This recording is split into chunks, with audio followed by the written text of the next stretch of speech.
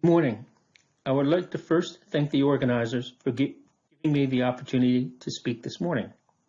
My name is John Leighton, and I have been the director of the Division of Hematology, Oncology, Toxicology for the last 10 years. Over the next 10 minutes or so, I would like to give you an historical perspective on the evolution over the last 50 years of non-clinical development of anti-cancer pharmaceuticals. I have no conflicts of interest to disclose. This slide lists some common abbreviations that are used in oncology drug development.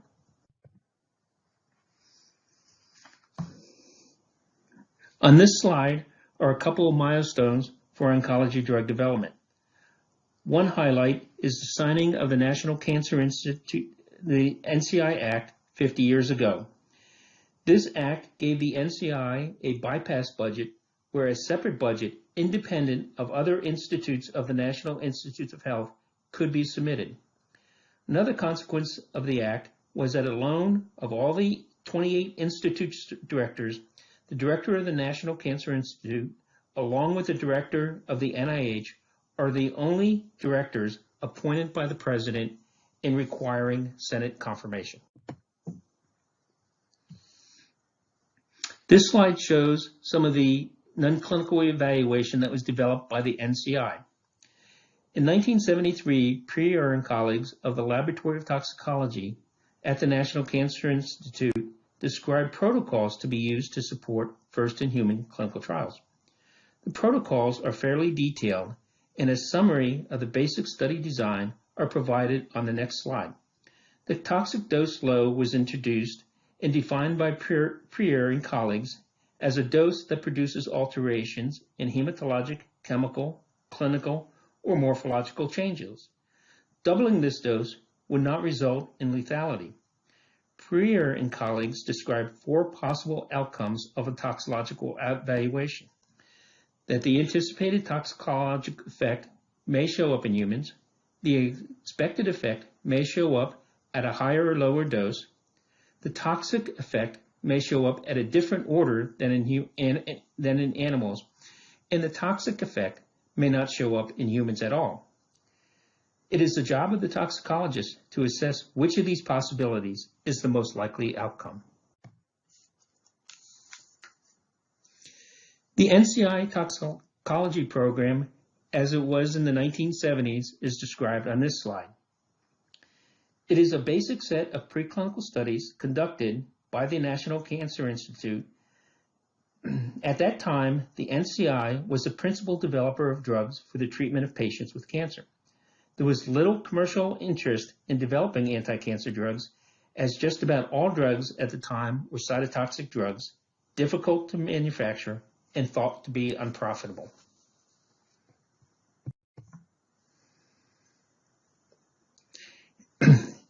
In the 1980s, there was a recognition, in the late 1970s, there was a recognition that the paradigm of non-clinical development needed to be modified. An Oncologic Advisory Committee met in July and October of 1979 to discuss what changes were needed. Based on these discussions, the NCI recommendations for non-clinical studies to initiate an IND included studies in mice to identify the lethal dose 10, 50, and 90 on a daily ×1 and daily ×5 schedule. In dogs, a daily ×1 and daily ×5 schedule was to be used to identify and study 1/10 the LD10 in mice and a dose that produces overt toxicity. This was discussed in Leighton Davis' publication in 1987. Why did the paradigm need to be modified? As Leighton Davis explained, for many drugs, the development program was taking a few months to complete, but for some drugs, the development time was taking a couple of years. And for some drugs, the toxicology program was providing marginally useful information. The revised program was designed to expedite development while maintaining patient safety. The next major milestone in understanding regulatory landscape in preclinical development of anti-cancer drugs was the publication of this 1998 paper by DeGeorge and colleagues from CDER's Oncology group. The first observation I would make is that a paper describing regulatory considerations could not be published today. Papers such as this were published to inform the regulated industry about our practices, avoiding the lengthy guidance process that requires publishing a draft in the Federal Register and receiving feedback from interested parties. The internal dynamics of FDA today and the recent past would not authorize a publication of this type. A second point I would make is that this paper describes the start dose for cytotoxic drugs as usually 1/10 a severely toxic dose 10 as determined in rodents, or STD10, usually based on lethality, but other endpoints may also be acceptable. For rodents, this paper also induces the concept, for non-rodents, this paper also induces the concept of the highest non-severely toxic dose, replacing the concept of toxic dose low used by the NCCI Toxicology program, and how the HNSTD can be used to determine a safe starting dose. Other important concepts in this paper are that toxicology data from IND-enabling studies can support continued treatment of patients, that the top dose in non-clinical studies does not usually limit the top dose studied in clinical trials, and that the chronic toxicology studies of 6-month duration can be submitted with a marketing application. In many regions of the world, the chronic toxicology studies needed to be submitted, or at least ongoing, with the initial phase 1 clinical trial. The goals of a first-in-human non-clinical program, as described by DeGeorge et al., are shown on this slide. The goals are to identify the pharmacologic properties of a pharmaceutical, to estimate the safe initial start dose for first-in-human study, and to understand the toxicological profile of a pharmaceutical to help identify safety parameters for clinical monitoring.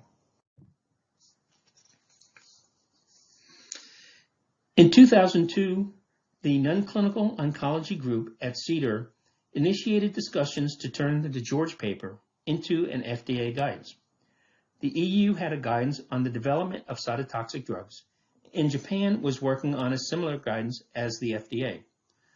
Due to the possibility of conflicting guidance being developed, and without a guidance specific for anti-cancer drug development, sponsors and regulators were defaulting to ICES9, which addresses non-clinical aspects of development for drugs for both life-threatening and non-life-threatening diseases.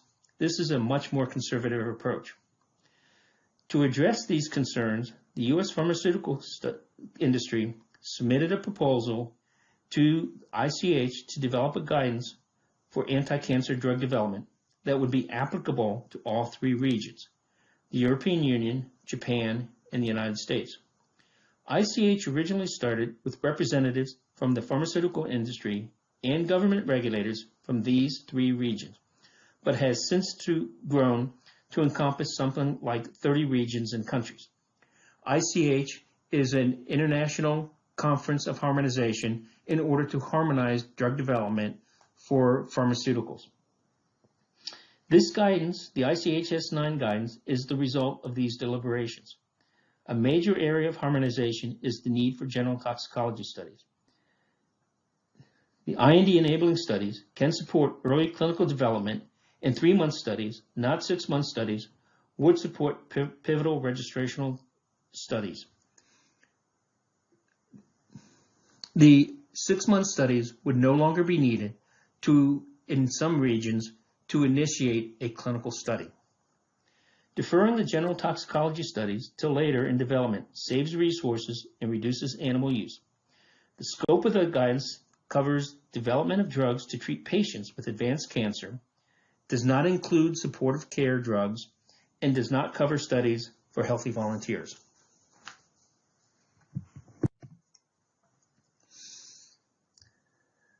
The recommendations outlined in the S9 guidance are described in this study. The S9 guidance explains the basic recommendations for the development of anti-cancer pharmaceuticals. To initiate clinical trials,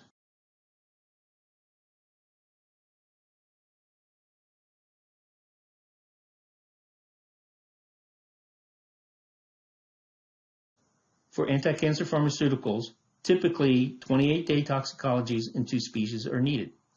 For biologics, as discussed in ICHS6 and ICHS9, a single pharmacologically relevant species is often acceptable. These studies are the primary data used to determine the acceptability of the proposed starting dose for a first-in-human study. And then there's an ICHS9 Q&A published in 2018 that further informs on pharmaceutical development. One comment regarding the ICHS9 guidance in phase 0 or exploratory IND trials. We rarely see any phase 0 trials, maybe one every couple of years. I believe the main reason is the limitations of phase 0 trials. What is needed to conduct one is often more than what is needed to initiate a phase 1 trial using the recommendations outlined in the ICHS9 guidance. With a phase 0 trial, the dosing period and top dose are limited. With the general toxicology studies outlined in ICHS9, there is generally no dosing limitation. I've already discussed the relevance of toxicology data to support a phase 1 trial. Some pharmacology data is needed to justify the trial, but FDA does not specify the type of data needed. This is left up to the sponsor. Pharmacology data, however, can be used to support a fast track designation. Fast track is a process designed to facilitate the development and expedite the review of drugs to treat serious conditions and to fill an unmet medical need. Again, FDA does not specify what type of data would be supportive of such a request. If clinical data are available, that would be of primary importance in supporting a fast track request. The non-clinical group has occasionally recommended denial of a request based on non-clinical data alone. One reason for this recommendation was that none of the submitted data showed that the drug had any activity in any model of the disease to be studied. Another reason for denial was a drug could be studied in non-clinical models, but for some reason unexplained, the sponsor chose to submit the pharmacology data with a precursor molecule, not the clinical candidate, and this precursor molecule also had very little activity in any model. These are the types of studies on this slide usually provided to support drug development for anti-cancer pharmaceuticals, and I would refer anyone interested in drug development to the ICH guidance document, which can be found on the FDA website, as well as the ICH website, ich.org, for further information on timing of the studies needed to support various phases of development. Thank you, and I'm now available for any questions. Thanks, John. That was warmly appreciated. And I know we have a lot of time here for questions and answers. And I wanted to steer the conversation for a bit here in a certain direction. I know you've been at FDA for a long time. You've been there longer than I, and I have been there probably 20 years. I know from experiencing large organizational structures and silos that sometimes it's hard to opine outside of our designated sandbox. But I also know you have seen over the last 25 years the changing course of drugs, mechanisms, and targets in oncology drug development. So I wanted to set the stage for you to give us your thoughts, not FDA's thoughts, on where oncology drug development is going. From the days of simply killing rapidly dividing cells with classical cytotoxic drugs to the last decade of targeted or semi-targeted kinase inhibitors, and now the world of undruggable targets seems to be within reach with degradative chemistry, such as PROTACs. And in addition to that, there's a whole new world of 1 trillion RNA aptamers, not to mention the obvious immuno-oncology drugs and cell therapies that have made paradigm changes in oncology treatment. So the open-ended question to you is, where do you think we are going, and how long until we get to the metaphorical there?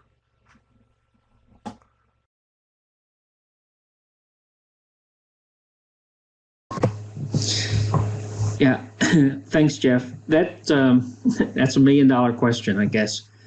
We are seeing a move away in general from cytotoxic drugs, or of movement towards a combination of a cytotoxic drug with an antibody, antibody-drug conjugates, which really are not combination products by definition. So the idea with the antibody drug conjugates is to put the cytotoxic moiety, which is the active part, with the monoclonal antibody. The thinking is that you can reduce the cytotoxicity of the cytotoxic part by the linking to the antibody and targeting to the tumor. Unfortunately, over the last 5 years, the data we've collected has not panned out that there's a reduction in toxicity. We're seeing the same toxicity with the small molecule as with the antibody part. Now, some of the newer generation antibody drug conjugates hope to overcome this limitation with new chemistry. So there's a promising avenue. The next generation antibody drug conjugates may actually fulfill some of the promises of the whole field of antibody drug conjugates. So that's one thing. The other part is the siRNAs, the oligonucleotides, are really now beginning to come into the fore.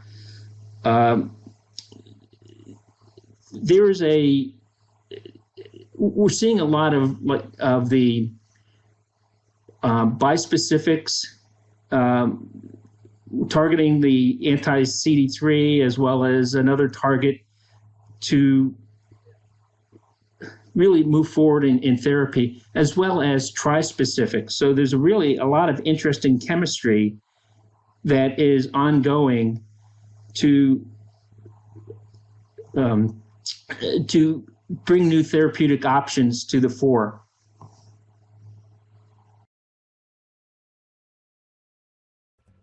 Thanks, John. Yeah, I mean, it seems like, I hate to use that singularity, but the advancement in the different types of therapies, directed therapies, targeted therapies in the last just 10 years just seems, fantastical to me. I mean, it's just amazing, and the hope is, I think with PROTACs, hopefully we'll be able to target RAS and MYC and, aberrant transcription factors that we were never able to before.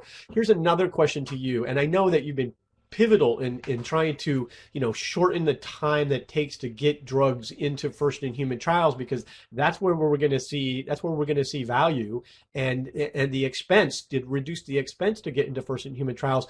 But for orphan drugs, and not FDA defined orphan drugs, but orphan indications, but what are we going to do when precision medicine becomes personalized medicine? There's precision medicine drives innovation, but when it becomes personalized to the point that we're developing drugs for 100 patients a year, do you see any mechanism or any way, and I know this is a curveball, that we might be able to even abbreviate toxicology programs for those indications, or are we as abbreviated as we're going to get? Yeah, thanks for the question, Jeff. We're not quite there yet, although we have seen a few N of 1 where one patient is being treated with one product being developed specific for that patient. So we have seen a few of those programs. And for those, we have had a very abbreviated pharmacology and toxicology program where the monoclonal antibody was specifically designed for a particular patient's tumor. So we have seen some of those, but they're not common right now. Do you see that becoming formalized in some fashion, or could a sponsor come in with a program, a pre-IND, and discuss the fact that they truly only have 200 patients a year? It looks like the preclinical data suggests that they're targeting a truly critical aspect of the pathway, and that there would be how would that work?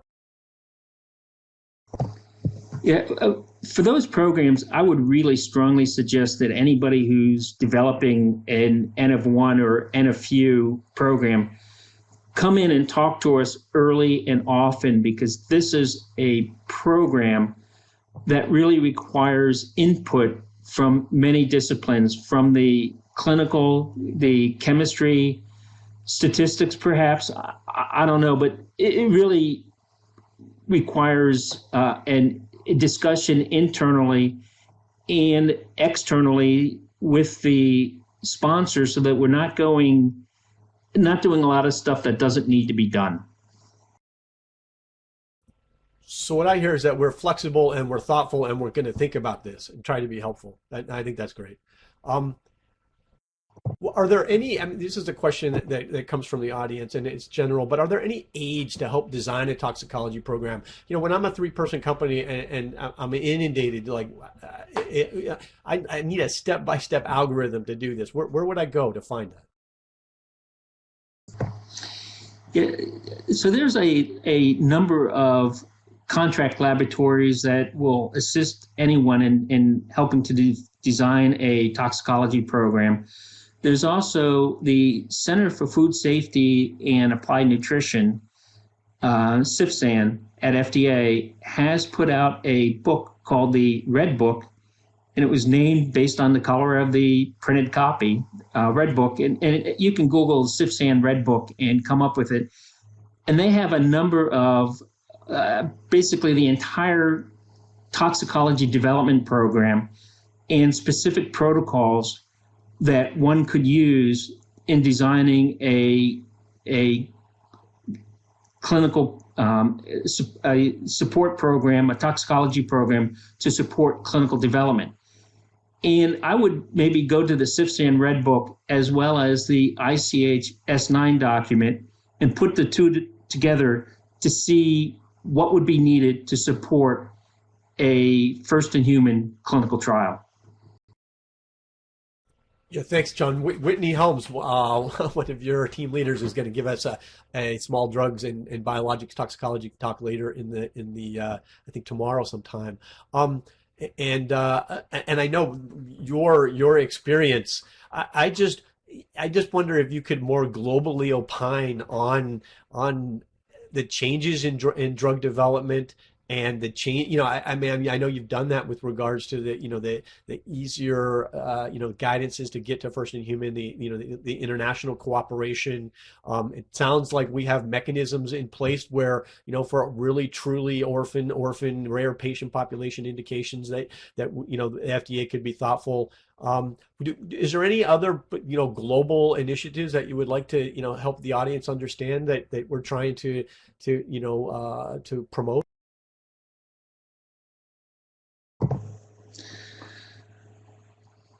Well, one of the issues that we face is that drug development is a global process these days, and that the United States is not the only partner.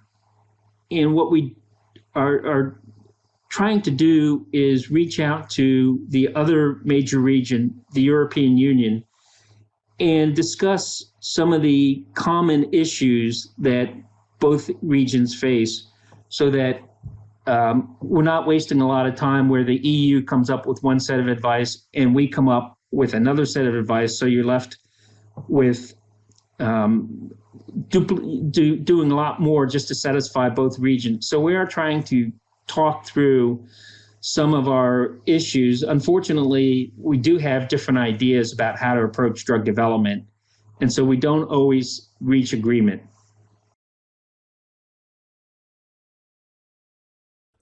Great, thanks. So one of the questions from the audience, and I think this is relevant, but there are 28-day studies, 3-month studies, 2 species, 1 species. Is it a relevant species? Biologics. Is the epitope expressed? I guess sometimes it can be confusing, and hopefully Whitney will go over this as well. But I mean, is there a way to summarize that if you had one paragraph to say to someone about, how to think about what you need to do for your tox study for a small molecule drug versus a biologic, what would you tell them? Yeah, the first thing I would tell them is go to the ICES9 Guidance document. There's a table in there that discusses what you would need for a for example, a biologic where you may want to give every 28 days or 30 days versus a oral drug that you may want to give every day. So the development programs and the non-clinical support for those two different approaches would be, the toxicology needed would be different for those two scenarios. So the table in ICES9 really is a great assist and a great resource as to how to think about what kind of toxicology support you would need to support a drug development, given the different, a daily times 28 versus a once every 28-day drug. Great, thanks. I realize we're trying to be proactive in having additional meetings, but we're also resource strapped. In every meeting, FDA puts an enormous amount of time into it. We review everything, all the data. How would someone get, let's say their product, as you point out, they had a precursor product. It wasn't the product that they expected to anticipate to use, but they were going to do additional structure activity relationship modifications to that to improve its drugability. But I guess if someone wanted to come in and understand, a little hand-holding maybe, but they're not quite sure they understand the S9 guidance. They're not quite sure what the relevant species would be. They're going to use a rodent, but then do I choose a dog? Do I choose a bird? Not being a little facetious there, but how do I know what the second species should be? Do we have programs where they could come in early, or thinking about having programs where they could come in early to get additional help? Well, we always have the PreIND program where the toxicology program should not be done, but you should have some sort of idea as to which direction you would want to go and some basic information as to inform on your questions. So the PreIND program is a great resource for drug developers. And that goes for both drug developers who are perhaps less experienced versus very experienced. The PreIND program is designed to avoid wasting a lot of resources. So we've had a number of questions asked. In the PreIND program does not have to be a 90-page. I've seen PreIND packages that are 10 pages long, designed to ask a very specific question: is this species relevant? And here's why we don't think it's relevant. Do you agree? And the package was very, very small, and it didn't encompass CMC, chemistry, manufacturing, or clinical. It was simply focused on one specific question. And that's acceptable. There's a misperception that PreINDs have to address everything all at once, and that's not the case. Yeah, I know it's not the case, but we also preach that I always try to tell people to have their package complete, because if we really only give them one PreIND and they don't have any CMC data in there, then they're kind of misusing, or not misusing, that they're doing themselves a disservice. But if we could have multiple PreINDs, then no, I agree with you that having an ability to ask a question and get an answer would be incredibly helpful. That is about as much time as we have for questions and answers with John. And I'd like to thank you again, Dr. Leighton, for your insight and time. And again, I'm going to yield the floor to our SBA communications expert and host, Lisa Misovics, to introduce our next three speakers.